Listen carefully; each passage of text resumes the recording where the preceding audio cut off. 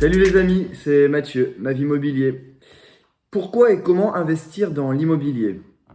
Dans cette vidéo, je souhaiterais qu'on puisse définir en fait les raisons qui nous amènent à investir dans l'immobilier et qu'on puisse définir comment on peut y parvenir. Alors, comme vous le savez, je suis investisseur, gérant d'agence immobilière, donc forcément, je crois en l'immobilier. Je crois en l'immobilier pour trois raisons principales. D'abord parce que je pense qu'à l'heure où les gens pleurent après des retraites misérables, des salaires qui ne sont pas à la hauteur de ce qu'ils attendent, euh, à l'heure de la crise sanitaire, où on voit bien que l'argent reste le nerf de la guerre et qu'on est tous tenus à ça, euh, se crée un revenu complémentaire ou un revenu tout court par le biais de l'immobilier me paraît en fait être important pour préparer son avenir. Donc ça, pour moi, c'est une des premières raisons qui me pousse à faire de l'immobilier, pour l'avenir, préparer son avenir. La deuxième raison, c'est que dans l'immobilier, il n'y a pas besoin d'être de famille très riche ou d'avoir énormément d'argent. Vous pouvez investir aujourd'hui sans apport ou presque. Je mets un petit bémol, je dis bien ou presque parce que aujourd'hui les banques sont de plus en plus drastiques. Elles demandent souvent quand même au moins d'apporter les frais de notaire, voire un petit peu d'apport.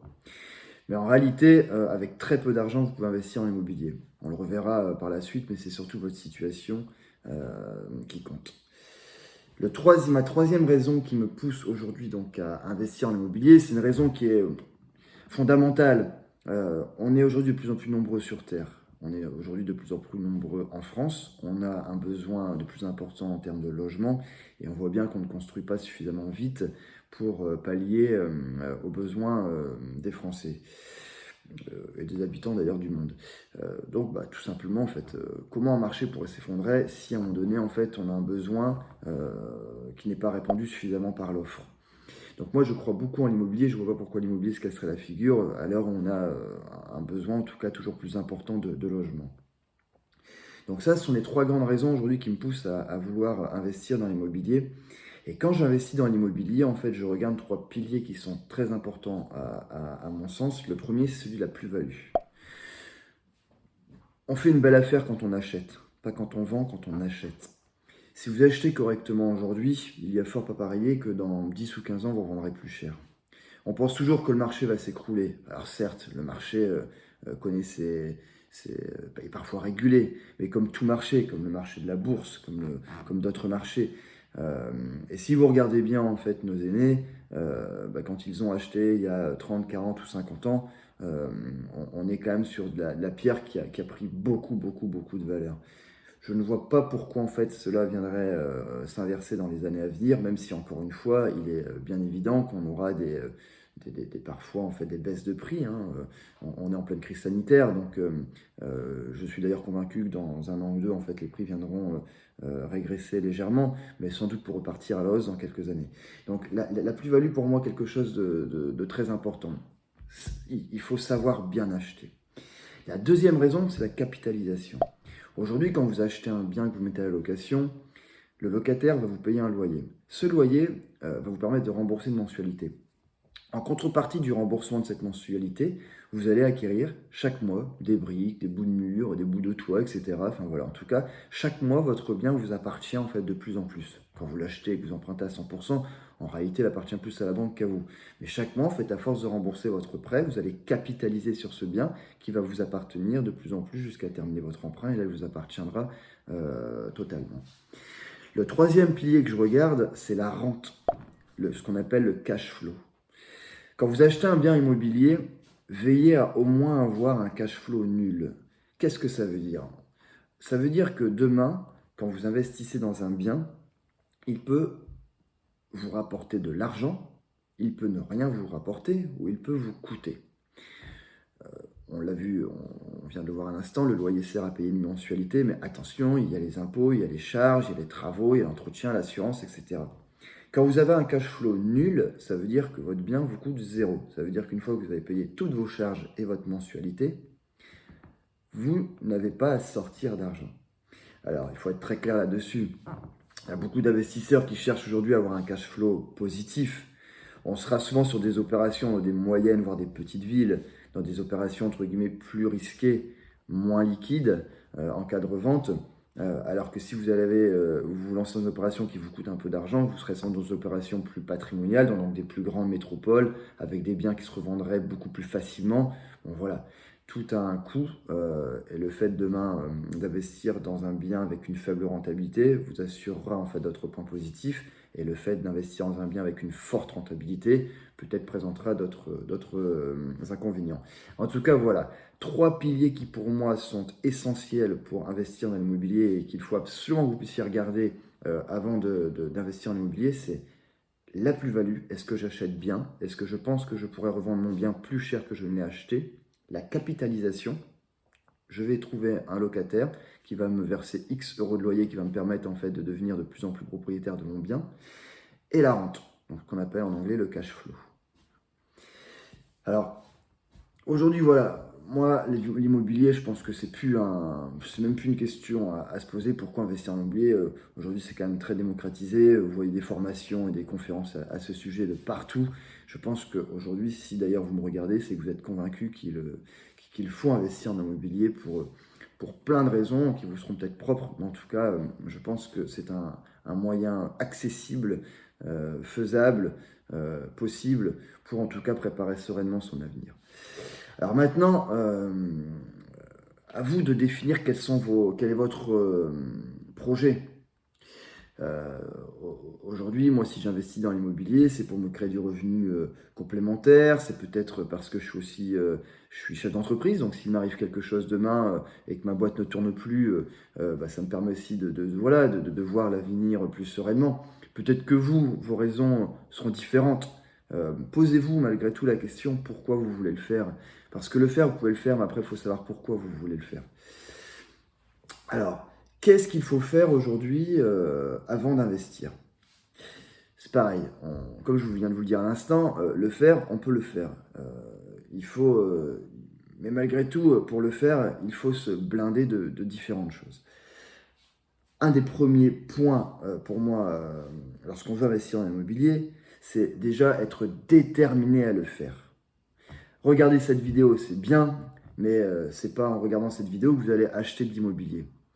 Pour acheter l'immobilier, il faut démarcher les agences, aller sur les sites de petites annonces, où vous trouverez peut-être en fait l'immeuble ou l'appartement que vous cherchez depuis des mois et des mois. C'est faire des visites, c'est prendre du temps, c'est s'intéresser, c'est faire des calculs. Mais en tout cas, c'est déjà oser le faire. Être déterminé à le faire, il faut que ça soit une philosophie pour vous, il faut que ça devienne une philosophie de vie. Il ne faut pas avoir un mental entre guillemets de perdant pour faire de l'immobilier. Il faut que vous soyez dans un mental de guerrier. Vous mettez chaque matin en tête que vous allez le faire, que vous allez y arriver, et que vous allez y parvenir. 90% des personnes vont vous conseiller de faire de l'immobilier, seulement 10% en feront. Donc il faut absolument que vous puissiez avoir un mindset qui vous permet en tout cas de ne pas baisser les bras, d'être convaincu que vous pouvez le faire et que vous allez y arriver. Le deuxième point, une fois que vous avez un mental d'acier, c'est soigner vos comptes. Forcément, alors comme on se dit tout à l'heure, le gros avantage de l'immobilier, c'est qu'on peut commencer à investir sans argent. Mais à un moment donné, sans argent, c'est pas vraiment ça. C'est plutôt avec l'argent de la banque, en empruntant. Donc si vous voulez emprunter, ce qu'il faut, c'est à un moment donné, soigner vos comptes, épargner régulièrement, ne soyez pas à découvert. Voilà, il faut rassurer votre banquier pour que votre banquier puisse à un moment donné vous faire confiance aussi. Donc ça, c'est le deuxième point important. Le troisième point important, c'est définissez vos objectifs. Comme je vous en ai parlé tout à l'heure, il faut savoir pourquoi vous voulez investir dans l'immobilier. Il faut savoir ce que vous voulez en faire. Est-ce que c'est est-ce que vous voulez vivre de l'immobilier? Est-ce que vous voulez un revenu complémentaire? Est-ce que vous voulez préparer votre avenir? Est-ce que vous voulez sécuriser votre avenir? Est-ce que vous voulez transmettre un patrimoine à vos enfants? Etc., etc. Mais en tout cas, donc, il faut que vous puissiez vous poser les bonnes questions pour à un moment donné savoir pourquoi vous voulez investir dans l'immobilier. Une fois que vous avez défini tout cela et que vous avez répondu à cette question, il faut que vous puissiez avoir des critères précis. Alors, ce quatrième point va avec le cinquième. Avoir des critères précis pour savoir quel bien vous voulez acheter et dans quelle stratégie fiscale. Je vous prends un exemple précis. Vous vous êtes renseigné et vous vous dites, voilà, la stratégie fiscale que je vais adopter, c'est du meublé. Vous avez répondu à vos questions personnelles. Vous dites par contre, moi je ne veux pas de risque. Je veux par exemple investir à Lille, une ville qui se développe, qui est en bonne santé financière, économique. Et voilà, je veux investir donc du meublé à Lille. À partir de là, vous allez peut-être chercher un studio ou un type 3 pour faire une coloc ou un studio pour faire un petit studio meublé pour étudiants. Donc définissez vos critères. Donc à un moment donné, voilà, si vous cherchez un studio à Lille, maximum 20 mètres carrés pour maximum 100 000 euros, définissez bien vos critères de recherche et n'y dérogez pas. Ça vous permettra de gagner du temps et d'être prêt à dégainer en fait le jour où vous avez trouvé le bon produit. Donc on a répondu à pourquoi investir en immobilier, on a répondu à ce qu'il faut faire pour investir dans l'immobilier, pour préparer en tout cas son investissement dans l'immobilier. Le troisième volet, dernier volet de cette courte vidéo est comment investir dans l'immobilier. On vient de le voir à l'instant, avant d'investir en immobilier, il y a plein de choses en fait qu'il faut préparer en fait pour ce faire. Définir ses critères de recherche et définir sa stratégie fiscale, c'est hyper important. C'est hyper important parce que c'est ce qui va faire que votre investissement sera un bon investissement ou alors que vous regretterez peut-être d'avoir investi parce que justement c'est un investissement qui vous coûtera.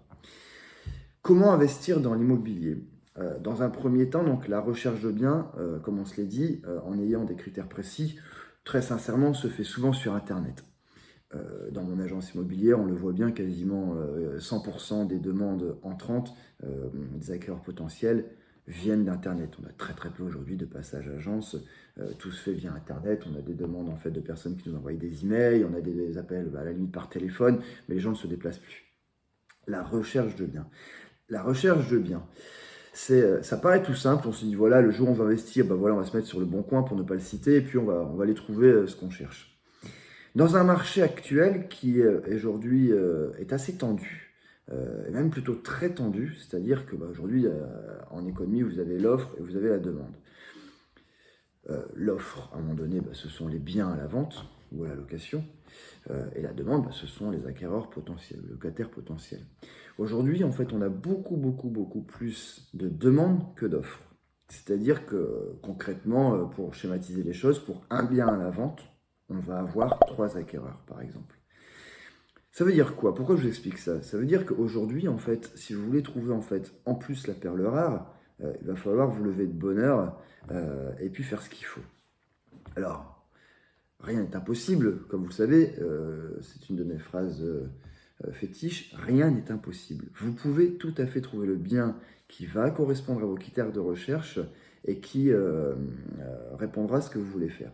Maintenant, effectivement, il va falloir vous lever de bonne heure, il va falloir travailler, il va falloir être déterminé. C'est pour ça que je vous parlais en fait du fait qu'il faut avoir un état d'esprit vraiment gagnant pour pouvoir en tout cas trouver le bien qu'il vous faut. La recherche de biens, elle est simple. Bien entendu, vous allez passer par les sites d'annonces, mais je ne peux que vous conseiller en fait de vous maquer entre guillemets avec des agents immobiliers, avec des notaires qui vont travailler pour vous. Si en plus vous avez un job à plein temps, vous ne pourrez pas en fait commencer à les prospecter en fait les rues de Lille ou de Paris, selon là où vous voulez investir, pour aller dénicher le bien de vos rêves. Donc les agents immobiliers sont des professionnels qui sont à votre service pour ce faire. Ceux qui prospectent, ceux qui sont souvent en fait en première ligne des nouveautés. Donc contactez les agences immobilières et surtout ne lâchez pas les agents. Ne les lâchez pas. Rappelez-les toutes les semaines. Envoyez-leur des emails, envoyez-leur des textos.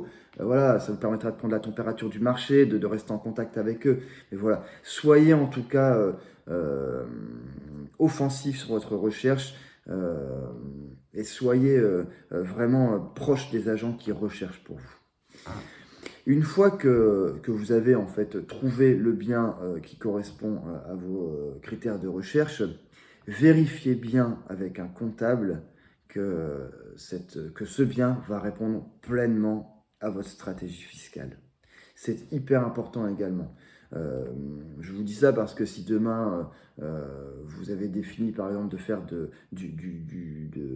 un investissement en fait pour faire du meublé, et ben regardez bien, voilà, en faisant une simulation avec le bien que vous avez trouvé, que votre stratégie fiscale colle bien à ce que vous aviez prévu.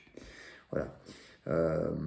Alors, Il y a également, donc il y a cette partie fiscale qui est très importante. Maintenant, il y a la partie financière qui l'est. Quand vous allez investir dans l'immobilier, quand vous avez trouvé votre bien, vous allez donc, une fois que vous avez trouvé votre bien, je ne reviens pas sur la phase de signature du compromis, etc. Ça, si vous avez des questions là-dessus, n'hésitez pas à me solliciter. Mais bon, aujourd'hui, un compromis, c'est un texte à trous que l'on remplit. Il n'y a rien de compliqué à le comprendre, même s'il y a pas mal de petites subtilités, mais on ne va pas rentrer là-dedans lors de cette vidéo. La partie financière, l'emprunt bancaire. Voyez avec votre banque deux choses. La première, c'est de pouvoir faire un crédit. Donc ça, c'est pareil, c'est ma conviction personnelle, mais je pense qu'il faut aussi avoir des crédits sur les durées les plus longues possibles. Ça vous permettra d'avoir des mensualités plus faibles et donc de ne pas vous bloquer pour d'autres investissements à l'avenir. Donc ça, c'est un premier point, avoir la durée la plus longue possible. Ensuite, essayez de négocier avec votre banquier pour obtenir un différé. Qu'est-ce que c'est qu'un différé? C'est vous achetez un bien en juin, vous avez un différé par exemple de 6 mois et donc vous commencez à payer seulement 6 mois plus tard. Ça vous permettra de vous faire une trésorerie. Et grâce à cette trésorerie, pareil, vous serez plus fort pour poursuivre vos investissements et pourquoi pas en fait pouvoir investir dans d'autres biens. Donc voilà, je pense avoir répondu à ces trois questions. Pourquoi investir dans l'immobilier, ce qu'il faut faire avant d'investir dans l'immobilier et comment investir dans l'immobilier. En résumé, pourquoi investir dans l'immobilier? Voilà, on est sur un marché qui nous permet peut-être de faire des plus-values à terme, qui nous permet de capitaliser sur des biens et qui nous permet en fait d'avoir, quand on a fait une belle opération, d'avoir un cash flow positif et carrément donc d'avoir des revenus positifs. Qu'est-ce qu'il faut faire avant d'investir dans l'immobilier? Osez. Ayez un mental de guerrier. Soignez vos comptes. Voilà. Rassurez votre banquier pour qu'il puisse vous confier son argent et vous permettre d'emprunter. Et surtout, définissez vos objectifs. Vos objectifs en termes de produits, mais également en termes de fiscalité. Et comment investir dans l'immobilier? Point hyper important. Maquez-vous auprès des agences immobilières, sympathisez avec les agents immobiliers pour qu'ils puissent vous appeler en fait quand ils ont des belles affaires à faire et surtout soignez votre dossier financier. Deux points importants, le différé et le fait d'avoir un prêt sur la durée la plus longue possible. Voilà, n'hésitez pas à me solliciter si vous aviez des questions sur ce sujet. Alors moi je suis plutôt spécialisé en investissement immobilier à Lille puisque j'habite en métropole lilloise, mes agences immobilières sont sur la métropole lilloise. Il peut arriver en fait qu'on travaille également sur d'autres plus petites villes autour de Lille. Aujourd'hui, clairement, par rapport à tout ce que je vous ai dit, Lille nous permet de faire des investissements souvent patrimoniaux. Quand on va sur le centre-ville de Lille, on sera plutôt sur des investissements qui seront aux alentours de 4 à 5%. Mais très vite, en sortant de la métropole lilloise, sur des villes comme Armentières, sur des villes comme Valenciennes, Lens, on se rend compte qu'on peut aller chercher des investissements qui atteindront les 10, 12, voire plus de rentabilité et qui permettront d'avoir, ce dont on parlait tout à l'heure, un cash flow positif. Voilà, donc n'hésitez pas à me contacter, n'hésitez pas à liker cette vidéo si en tout cas elle vous a permis de répondre à certaines de vos questions. Je reste à votre disposition si vous avez des questions et je vous dis à très bientôt. Salut les amis!